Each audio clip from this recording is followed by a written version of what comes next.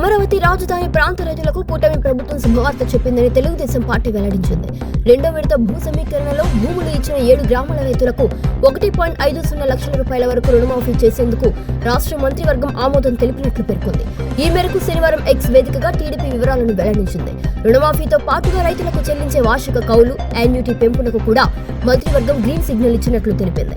మెట్ట భూములకు వార్షిక యాన్యుటీ 40,000 రూపాయల నుంచి ప్రారంభం కాబోతుండగా జరీబు భూములకు 60,000 రూపాయల నుంచి చెల్లించనున్నట్లు పేర్కొంది. ప్రతి సంవత్సరం మెట్ట భూములకు 3,000 రూపాయల చొప్పున, జరీబు భూములకు 5,000 రూపాయల చొప్పున యాన్యుటీ పెరుగుదల వర్తించబోతుంది. ప్రభుత్వ నిర్ణయాలతో రెండో విడత భూ సమీకరణలో భూములు ఇచ్చిన రైతులకు ఆర్థిక భరోసా లభించనుందని టీడీపీ తెలిపింది. రుణమాఫీతో పాటు వార్షిక కౌలు పెంపు రైతులకు భారీ ఊరటనిచ్చే నిర్ణయమని పేర్కొంది.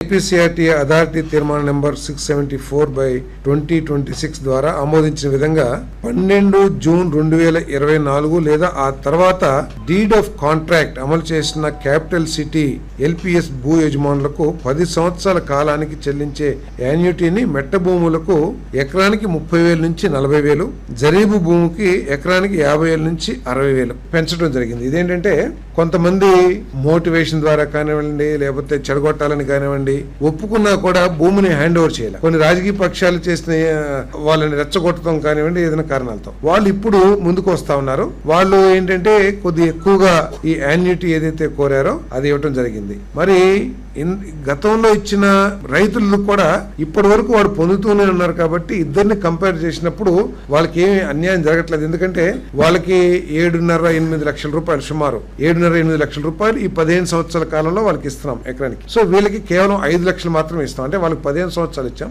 వీళ్ళకి 10 సంవత్సరాలు మాత్రమే ఇస్తాం. కాబట్టి ఎక్కడ కూడా గతంలో వాళ్ళకి కానీ ఇప్పుడు వాళ్ళకి కానీ ఇక్కడ అన్యాయం జరగకుండా కూడా జాగ్రత్త వహించడం జరిగిందని చెప్పేసి మనం చేస్తాను.